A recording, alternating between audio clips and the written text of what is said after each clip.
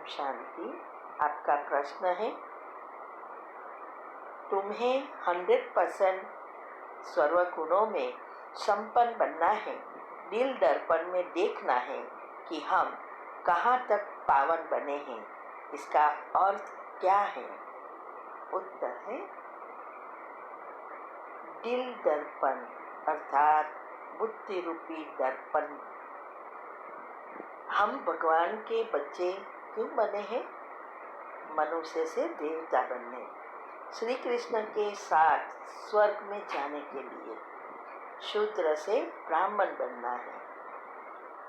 और हम सबका लक्ष्य भी लक्ष्मी नारायण जैसा बनना, पूज्य बनना, यही है ना।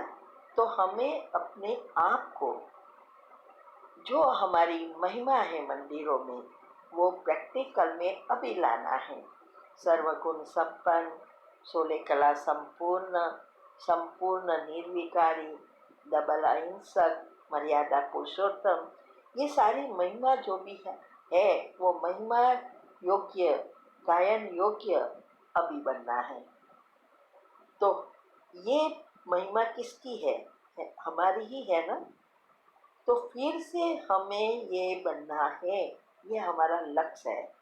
इसीलिए शिव बाबा ने कहा कि रोज अपने दिल दर्पण में चेक करो कितने % गुण धारण किए हैं। अभी दिल दर्पण क्या है ये समझना है।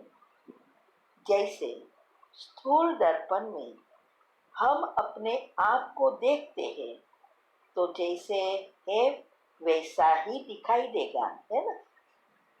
ऐसे ही दिल का दर्पण अर्थात बुद्धि का दर्पण, जब हमारी बुद्धि शुद्ध पवित्र बनती जाती है, दिव्य बनती है, तो हमारा विवेक जागृत होता है और हमारे संस्कार परिवर्तन होते जाते हैं। और जब ये संस्कार परिवर्तन होते हैं तो हमारे व्यवहार में, चाल चलन, चेहरे, वाणी, व्यवहार सब में दिखाई देता है। इसको ही ज्ञान स्वरूप कहते हैं। तो हमें रोज चेक करना है कि हमारा पुरुषार्थ कैसा है, कौन से विकार अभी भी सता रहे हैं, कौन से अवगुण हमारे में हैं, कौन सी भूल हम कर रहे हैं, रोज चेक करके चेंज करना है। इसीलिए ही ये जो चार्ट है, योग चार्ट, बहुत महत्व का है। अगर किसी को नंबर 1 में आना है तो 8 ग्रुप का रोज करना है और योग चार्ट जरूर रखना है। योग चार्ट वही रखेंगे जो पुरुषार्थ रियल में कर रहे हैं। इसीलिए हमें, इसके लिए मैंने ये भी बताया है कि रोज चेक करके चेंज करना है। इसके लिए योग की पहली अवस्था जितनी पक्की होगी उतनी श्रेष्ठ अवस्था बनेगी। YouTube पर हमने वीडियो रखी है, आप नई चैनल पर जाएंगे, हेल्थ एंड माइंड बीके कुसुम, उसमें इजीली मिल जाएगा कि पहली अवस्था में क्या क्या करना है, बुद्धि को शुद्ध पवित्र कैसे बनाना है, उसकी विधि भी मैंने रखी है। वो सुनकर समझकर प्रैक्टिकल करना है। सिर्फ सुनने से कुछ नहीं होने वाला। तो ये जो हमारा लक्ष्य है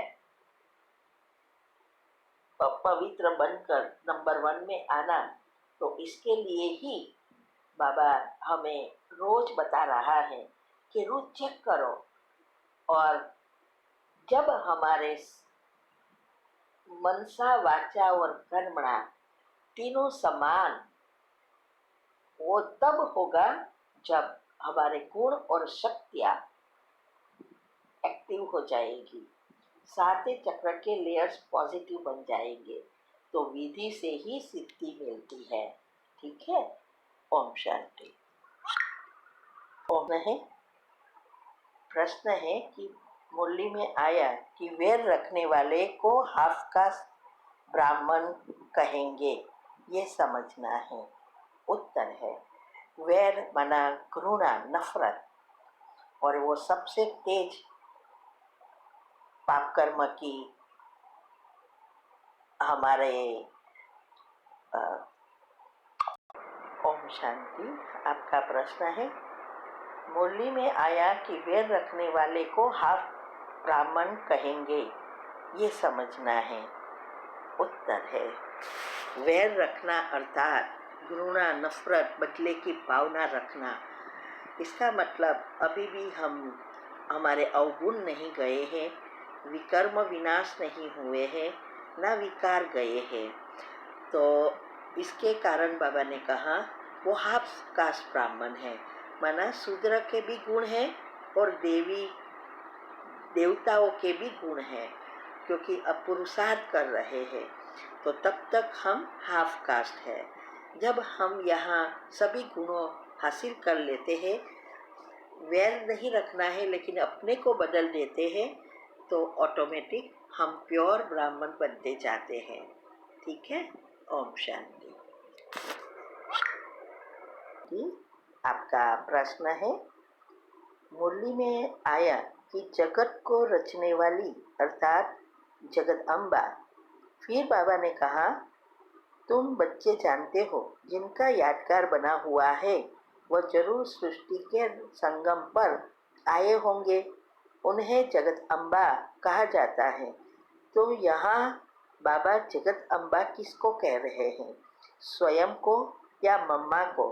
क्योंकि जगत की रचना तो बाबा करते हैं और जगदम्बा मम्मा को कहा जाता है। प्लीज इसे समझना है। उत्तर है, देखो परमधाम में आप चित्र देखेंगे तो पहले शिव बाबा, फिर दो है वो मम्मा और बाबा की आत्मा। ये तीनों का ही सारा खेल है। तीन और ये तीन ही त्रिकोण है और इसके जो 9 नंबर पढ़ते हैं उसके ऊपर सारी कहानियां बनी हैं। तो शिव बाबा ब्रह्मा द्वारा ये रचना रचते हैं।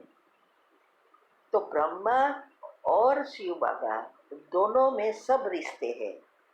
हम जो गाते हैं ना भक्ति में, मात पिता हम बालक तेरे, तो ये मात पिता अभी ब्रह्मा के साथ और शिव बाबा के दोनों के हर एक रिश्ते हो जाते हैं। अभी शिव बाबा ब्रह्मा के तन में आया, इसीलिए ब्रह्मा है वो ब्रह्म की माँ है और पिता शिव बाबा है। अभी बाद में जब आते हैं तो जोड़ी बनती है स्थूल में, तो वो है ब्रह्मा बाबा और मम्मा। तो ये ब्रह्मा बाबा और मम्मा एक जोड़ी है। विष्णु भी जोड़ी बताते हैं, महालक्ष्मी की भी जोड़ी बताते हैं, वैसे जोड़ी है। तो सूक्ष्म में आत्माओं को एडप्ट करता है शिव बाबा, वो ब्रह्मा द्वारा, लेकिन रस निमित्त मम्मा को बनाया है, तो मम्मा की ही महिमा है और ये दोनों साथ है।